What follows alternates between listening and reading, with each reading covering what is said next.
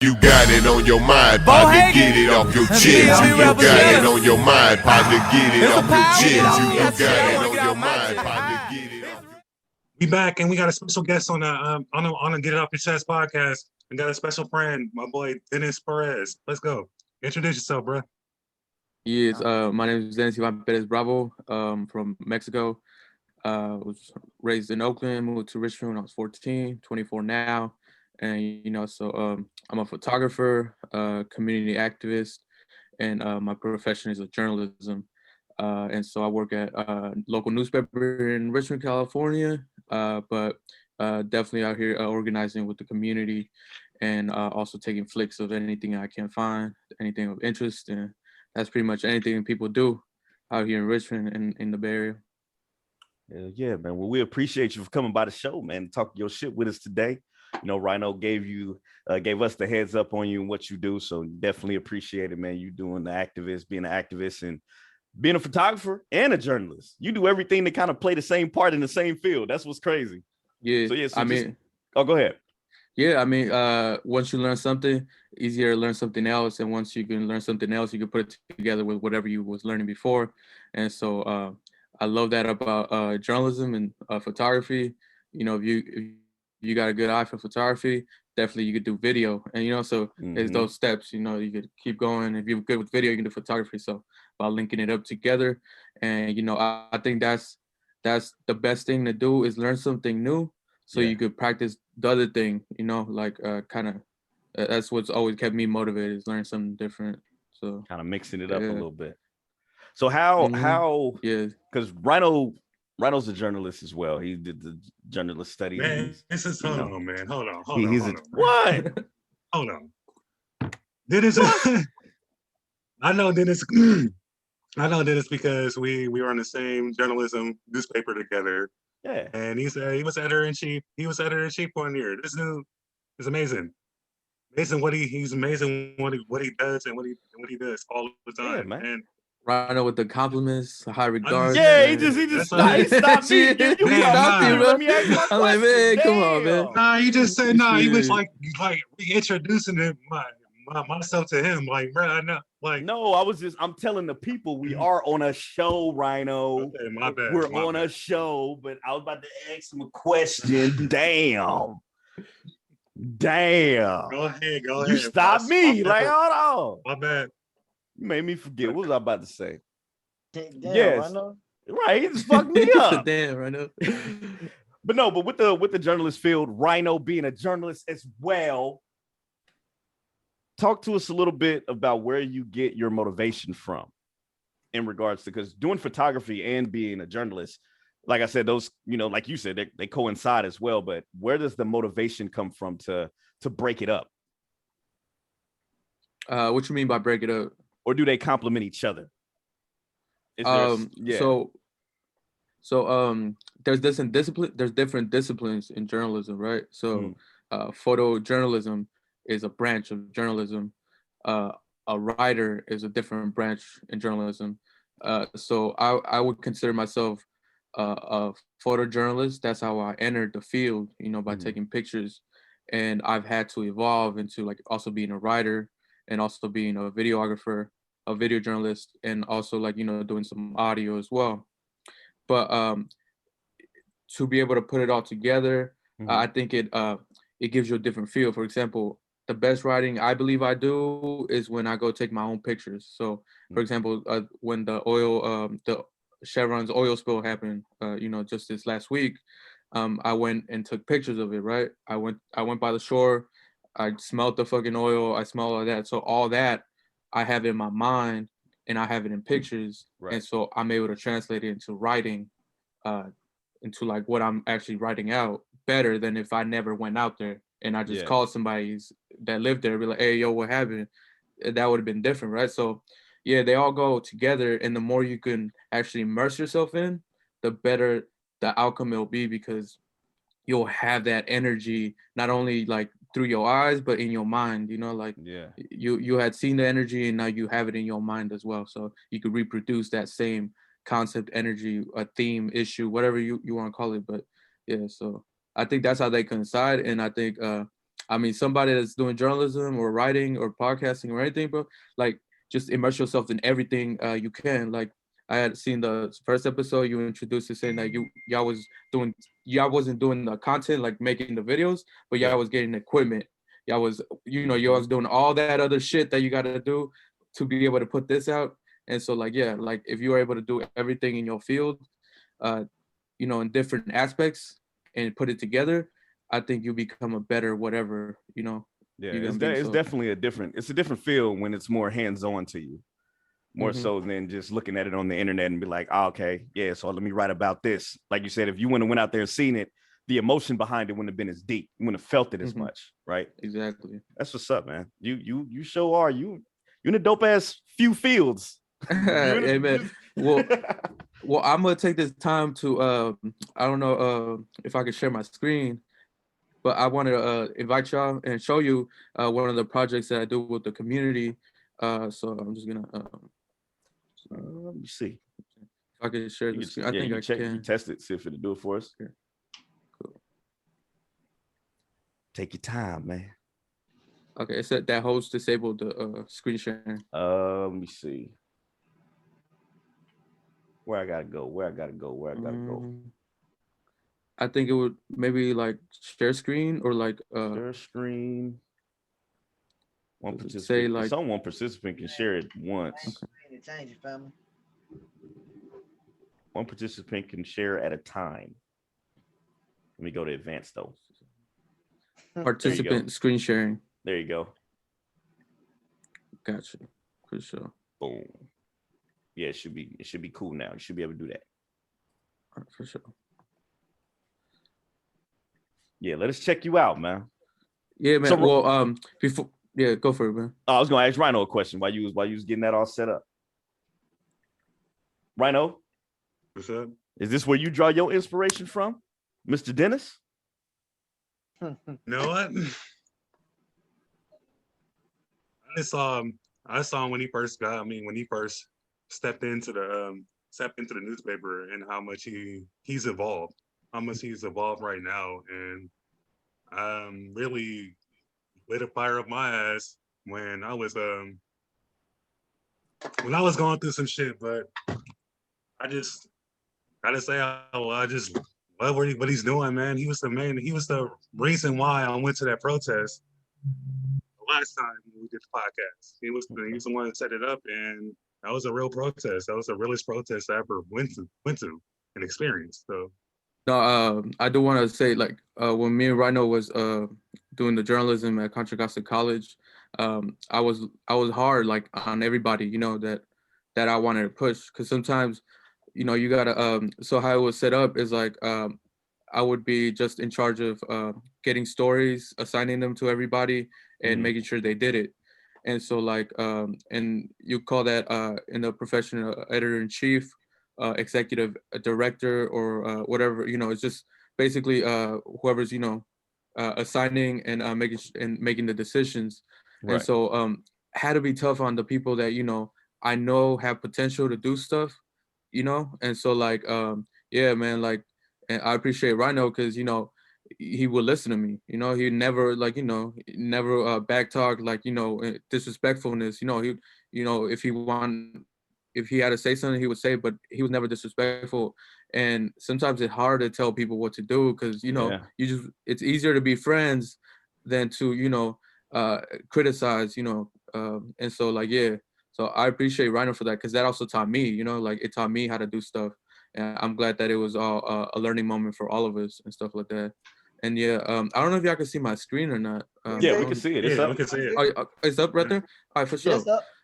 Thank you. So that was the first protest that actually I organized, the one Rhino talking about, and basically we just walked from San Pablo and McDonald at that grocery outlet, and we walked down to City Hall in Richmond, and we blocked the intersection, that San Pablo McDonald intersection, for 8 minutes. And so that was just like the first thing that we did, and it was part of like this East Bay Movimiento. It's this organization that we created with a bunch of local youths. And so like right now what we're doing is merchant festivals or vendor festivals. And basically all we want to try to get is all those small businesses to come out to Nicole Park and sell their stuff. Set up your Okay. vendors, set up your booth, sell from 12 to 5. And we've done this probably like 6 times or 5 times already, and we've gotten a lot of good feedback from the community.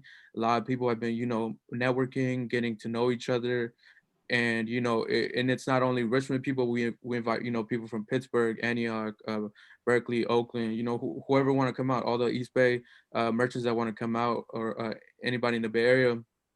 And we're having one this Friday, this Sunday at Nicole Park, and it's a good time, man. We got hella shit that pops off, and it's good. It's a good time, and Okay. definitely, it did start off small, but as it's going, I feel like it's getting more traction, and we definitely, feel like we can fill up that park with like hella small businesses. You know what I mean? That's a dope All of move, course, man. yeah. It's called the Sunday Movimiento, and yeah, we're having it in Nicole Park, and then on in Pittsburgh and in Buchanan Park, with our Pittsburgh folks over there. Okay. And so yeah, and so this is a page, East Bay Movimiento, and so we just it's just a community page, and these are some photos of what how it looks like. Is that We that's got, the park right there?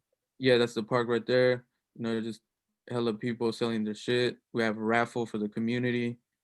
You know what I mean? So it's just that. You know what I mean? So question Okay. for you, So, Mr. Dennis. yes, So sir. you're really in tune. I love the fact you're really in tune, man. What can you tell the people that's to you that is the hardest part about getting the community behind you? Like what is the most frustrating part about it? Mm, I guess it would just be level of Yeah. commitment. You don't know what the level of commitment each person has, Yeah. and you'll never know for how long you'll have it. You'll just know if they do it or not. Some things it's just about doing it, and that's what community organizing is. You're just doing it. Mhm. You're learning, how to do it better every time, but you got to do it to be able to do it. And so that's the hardest thing. Uh, I think if we all got up and like started organizing shit, I think we would have better things, in our Yeah. communities. But it's just hard. We rely on politicians too hard, and then they don't come through, and then we're wondering why it didn't happen. And it's probably it's because we're not organized in our communities. And so going back to the question, it's just about the commitment. It's just Yeah. people just got to come out and do it. Yeah. Definitely. So Well, one of the things that we really push here on the Get Off Your Chest podcast, and we try to push all the time, and that I love that you're doing, and it feels like you're 100% committed, and you have the consistency that needs to be shown in a leader. And that's another thing that's kind of hard when you are a leader, is getting people to actually follow you, is because they see your consistency and they get jealous of it. But I commend you on being consistent with this, man, and really pushing through this, because it's hard. It's a hard thing to bear, and it's a hard thing to hold on your shoulders when you're trying to bring everybody together for a common cause, and you may see some of your friends going this way, may see some of your family members going that way, the people that you really feel like they're supposed to be backing it, But I definitely commend you on that, bro. It's hard to put it together. Definitely hard, and you doing it. I commend him for wanting to bring economic structure to his people. You know what I'm Yeah. saying? I fuck with that. I Thank preach you. that shit a lot, man. It's tough, bro. It's shit like that. It's tough, man. To try to get everybody to come together and bring a structure, like you said, it's not stop relying on this fucking shaky ass Yeah. government we got. You know what I'm They saying? don't And give a bring shit. to our own community. So I commend you on that, bro. Like, shit, man, keep doing Man, that. thank you for bringing that up, Yeah. because I think that's the revolution that we really need. It's not a civil war revolution. Nah, like that's too much bloodshed. We don't want our people to die. How are we really gonna take over? It's economics, economical revolution. That's why Martin Luther King died. You know what I mean? That because he was pushing for the unions to mobilize. Like the common worker and shit. And so like yeah, thank you for bringing that up, because that kind of gives me an outlet. Like it reminds me, what I really why we really started that was because Yeah. we want our people to be economically free, and that starts with the first step, having your own business. And so yeah, and if we can let y'all practice, or like allow you to get to the next level in your business, then we're doing our job by giving you a space. And so, yeah, nah, like that economic front, I think that's where we gotta like really revolutionize who we are as a community. Yeah, because See, now I don't know how it is out there in Cali, but Mm-hmm. out here in Kansas City, Kansas, and Kansas City, Missouri, the Latinos out here got a good structure. Like a lot of them stick together. Yeah. Like you go through Mhm. like certain parts here, you see nothing but you know when you on the part of town where where's yeah, Latinos at, like, cause you gonna see everything Latinos, you gonna see yeah, everybody there Latino, you Mm-hmm. gonna see businesses and they all supporting each other. The tough part that we have trouble in Kansas City, both sides, is our people, black people Yeah. coming together as one. You know what I'm saying? Like mhm, it's so tough because everybody want to be the damn boss. You Yep. know what I'm saying? Nobody wants to follow. Everybody want to be leaders, but everybody can't be a fucking leader. Everybody ain't ready and to take that's how responsibility as a leader. They just want to call themselves a A leader. leader. You Yeah. know what I'm saying? I think that's how like that's in the Hispanic Latino community as well.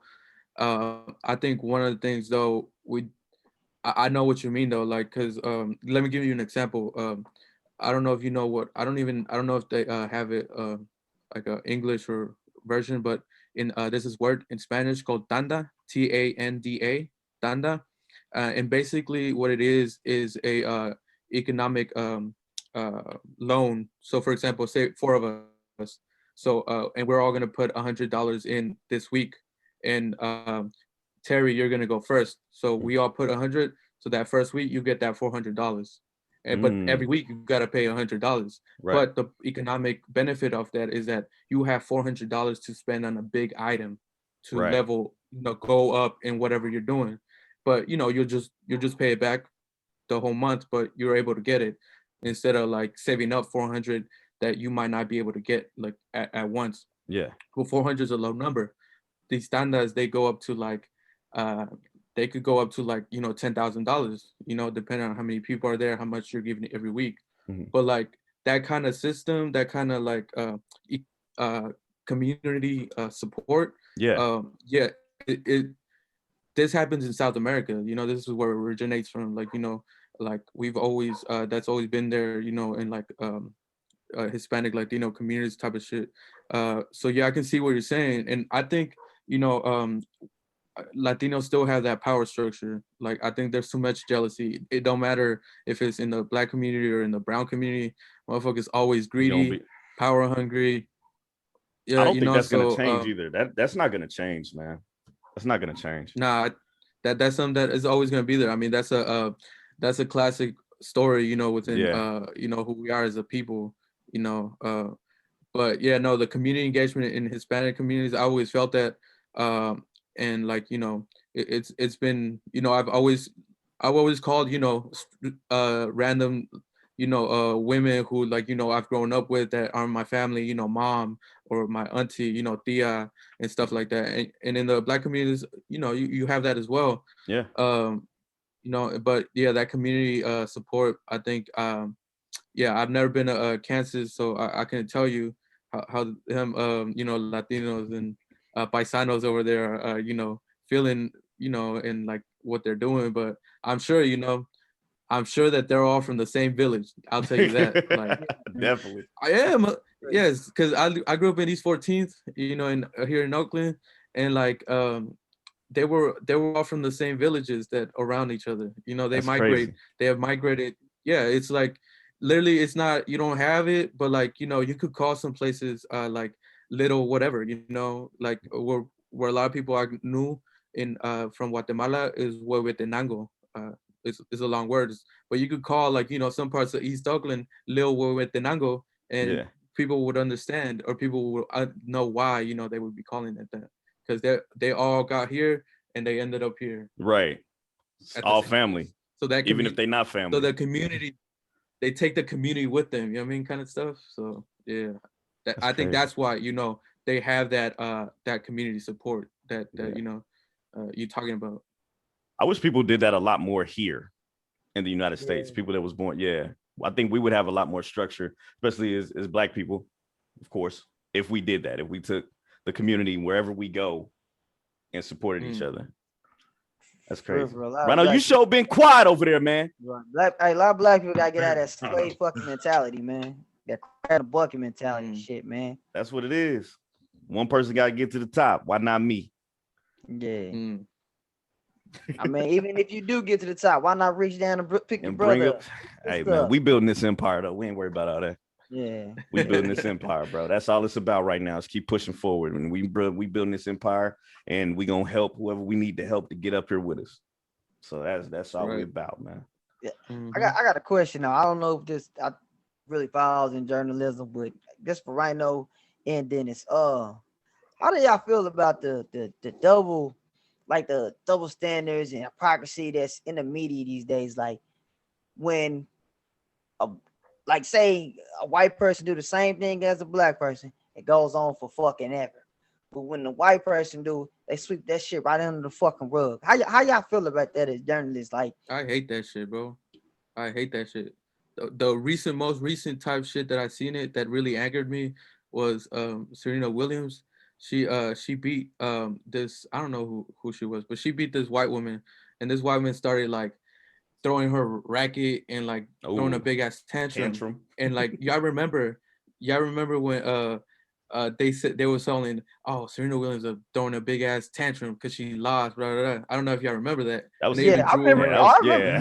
And they drew her with that caricature and type. Yeah. And I was like, the fuck is you? And now this white woman, you know, got beat by Serena Williams, throwing a whole ass fit, you know, and it's a fit because, you know, when you lose, whatever. You get mad, like, yeah. You get mad. It's good. Like, it's part of sports. And the narrators are like, oh, she lost. So I feel so bad for her. Blah, blah, blah. Fuck you. You know, because in media, that's what it is. And, you know, media is controlled by white people, old white people. You know, they're the gatekeepers of quote unquote media, you know, because so I hate that. And it happens a lot because of the people that own the media are the people that, you know, are the big corporations, you know, that are so they have media, quote unquote. And I say quote unquote because when I say media, you're talking a lot about a lot of different disciplines and aspects of journalism. It's, you know, you have TV news is media, but it's not the same as local journalism that I do. You know, it's very different. Even though we talk on the same things, we do it differently, you know?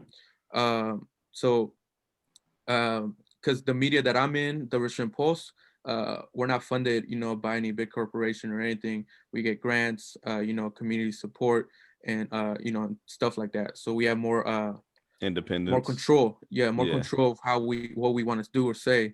But yeah, I hate that's there, and that's there because of big corporations, and that big corporations, you know, are taking over. Like they've been taking over about, like, you know, big corporations are racist, white supremacists. So of course, you know, the media is gonna be you know, filled with racist, white supremacist undertones, and sometimes like abrupt racism. So I hate that, bro. I hate that that's there, and that's something that I don't think is gonna stop until we take over economically and we're able to fund, you know, our big media. So that's my take on that. Nah, I really hate that shit. And I really felt like when I was like younger, like when I was learning journalism, like we had to like keep this neutral standpoint, and I felt like it almost made me think like that. Like I would say stuff I was actually like agree with. Like back then, I would actually agree with the white things because I was thinking like, oh, I got to keep this neutral side. I can't really have an opinion about that because I'm gonna write about it. But I absolutely hate how the media treats us black people all the time. I mean, just people of color in general. It just pisses me off all the time. It just pisses me off to see that, and it pisses me off to see that other people are blind to it, or are blind to it, don't care about it, or don't want to get involved. And that's my personal opinion about it. I hate that shit. It just sucks. It's man. there. Yeah, it's there, and it's going there. No goddamn it's way. there, and nobody wants to. They don't want to see it. They don't want to see the shit. And it's crazy because man. they just judge what they want and they just put out what they want. That's the crazy part. Like you can actually do that, and they just don't give a fuck. It don't Fox matter. News. Yeah, they don't give a fuck. Like You like can see a what situation that Mr. What's his name, Chad Wheeler. We just sweep that shit under the rug, huh? We killed Ray Rice. They killed Ray Rice. And like I said, another thing, man, and this is what pissing me off. Black folks, y'all gotta stop helping them motherfuckers destroy us, man. Y'all gotta stop doing that shit. You know what I'm saying? Because I don't see none of y'all still talking about that Chad Wheeler shit.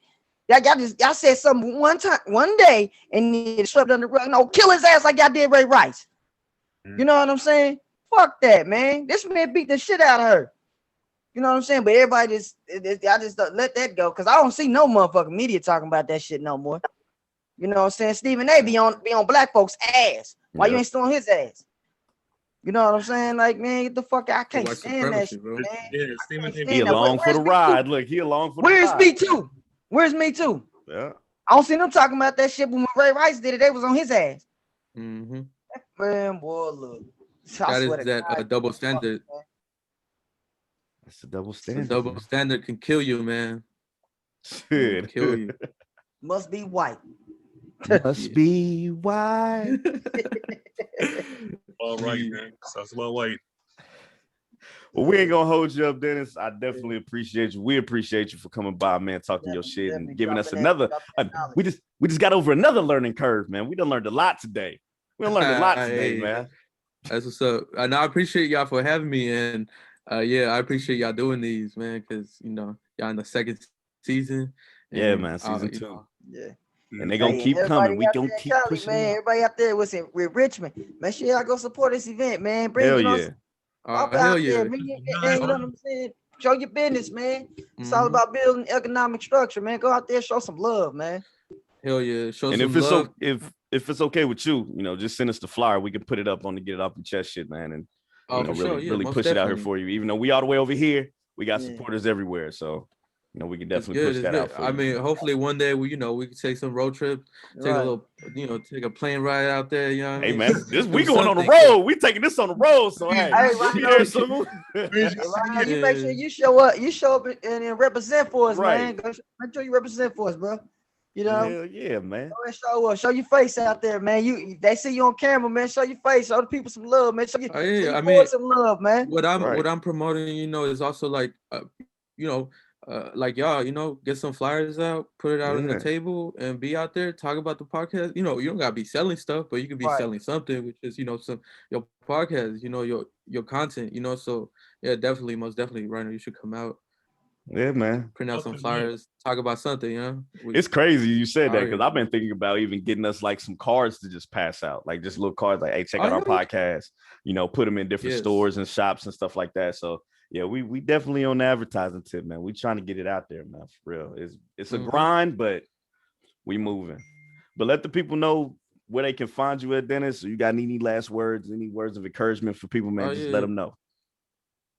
For sure, man. Well, y'all can find me on Instagram, DPI19, on Twitter, DPI_19. And then any just motivational words, you always tell yourself I am. If you understand what the power of saying I am is, then you're saying that you're living, you're existing, and then you say your name, or when you introduce yourself, I am Denis, you saying God created me and I'm here. So so I always understand that you are living, you existing, you are, so I am. That's I live by that, and so so thank you for having me. Yeah, man. Any last words, fellas? Shit, this is a dope. Man, it's been a dope show. Salute to both of our guests for coming through, dropping some knowledge on us, man. Taking time out of their day to fuck with us, man. So, yeah, man, that's all I got, family. Rhino. 1 episode a day. First episode was quite interesting. Don't really know anything about that topic, but be nice to learn something a little bit. Right. But again, thanks again, Denis, for coming on the show. Appreciate you so much, and appreciate all that you do for Richmond, man. Oh yeah, we're gonna do it. Ain't gonna stop. Hell yeah, man. Y'all know how this go, man. Make sure y'all check out theblackgent.com. Hit that / off your chest for that extra 10% off. Go cop y'all some products, man, to groom yourself. It's cold. You ain't got shit else to do. Get you some shit and wash your ass. They got coffee too. Wake me up. But hashtag Get Off Your Chest podcast everywhere, man. We everywhere you want to go watch us at. Just put it in. We everywhere. Shout out to Miss Rockstar for coming by, giving us some of that sex talk, the sex toy talk. You know, some of y'all need to hear that because y'all need to spice it up in the bedroom. Yeah, they need to hear Dennis. They need to hear it. Damn, they need to hear. Invite me for this. We've We've been here 30 minutes early, man. Hey, make sure you check it out, man. It was a good one, man. It was definitely a good one, man. And shout out to you once again for coming by, man, giving us that knowledge, man. Giving us the knowledge. We always love to share the knowledge and give everybody gems, man, because you never know who's watching. You never know who needs that encouragement. You never know who needs that insight. So definitely appreciate that, bro. And y'all know how this go, man. It's Get Off Your Chest podcast. Another episode in the books. Make sure y'all tune in. Watch all the rest of the shows. You got sports talk. You got motivational Mondays. You got motivational Fridays. Check them out. Get your week started. Get Off Your Chest podcast. We out, man. You got it on your mind, partner, get it off your chest. You got it on your mind, partner, get it off your chest. You got it on your mind, partner, get it off your